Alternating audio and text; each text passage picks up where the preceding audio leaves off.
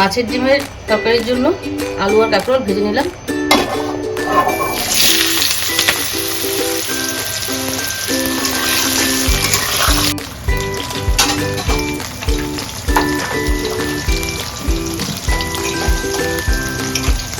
সামান্য লবণ দিয়ে ভালো করে নাড়াচাড়া করে দিন। এবারে ঢাকা দিয়ে দিন। ডিমের মধ্যে পেঁয়াজ কুচি, রসুন কুচি, স্বাদ মতো নুন, সামান্য লাল লঙ্কার গুঁড়ো, হলুদ গুঁড়ো, লঙ্কা কুচি, রসুন,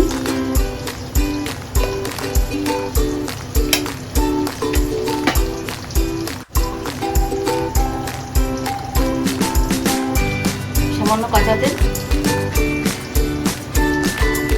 দিয়ে ভালো করে মেখে নেব। কাঁকড় আলুটা প্রায় ভাজা হয়ে গেছে, সামান্য ভাজবো। দেখুন আলু কাঁকড়গুলো পুরো ভাজা হয়ে গেছে, বাটিতে তুলে নেবো। আবার একটু তেল দিয়ে নেবো। তেলটা প্রায় গরম হয়ে গেছে, এবার মাছের ডিমের বড়াগুলো দিয়ে দেবো একটা একটা করে। আমরা তো দেখলাম মাছের ডিমগুলোকে মেখে রেখেছিলাম। এবার মাছের বড়াগুলোকে উল্টিয়ে দিলাম, মানে মাছের ডিমের বড়া এক সাইড ভাজা হয়ে গেছে, আরেক সাইড বড়াগুলোকে নামিয়ে নেব।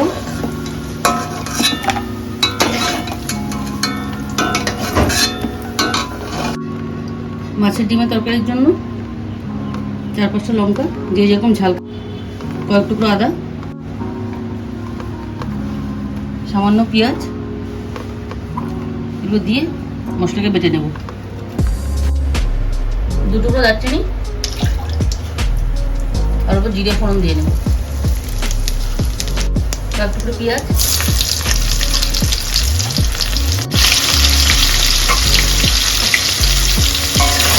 এবার বেটে রাখা মশলাটা দিয়ে দেবো।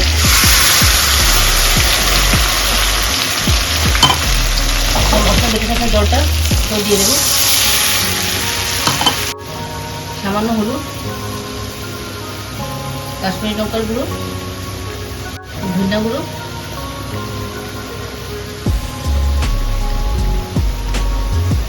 আমরা আগে ভাজার মধ্যে লবণ দিয়েছিলাম, সেজন্য সামান্য পরিমাণ নুন দিয়ে দেবেন।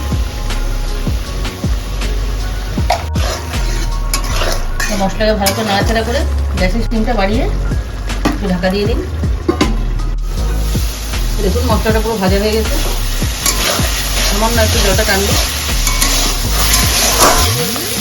মশলা পুরো ভাজা ভাজা হয়ে গেছে, জল দিয়ে দেবো। করে ফুটে আসলে তারপর সবজিগুলো দেবো।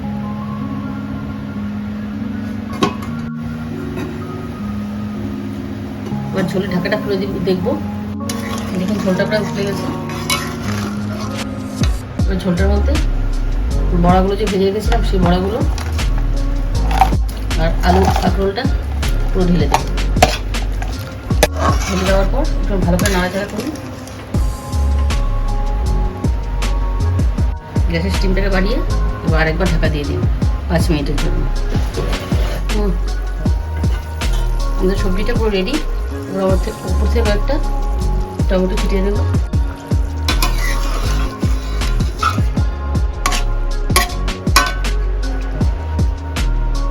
এবার সবজি হয়ে পুরো রেডি। এবার গ্যাসের ফ্লেমটাকে অফ করে দিচ্ছি।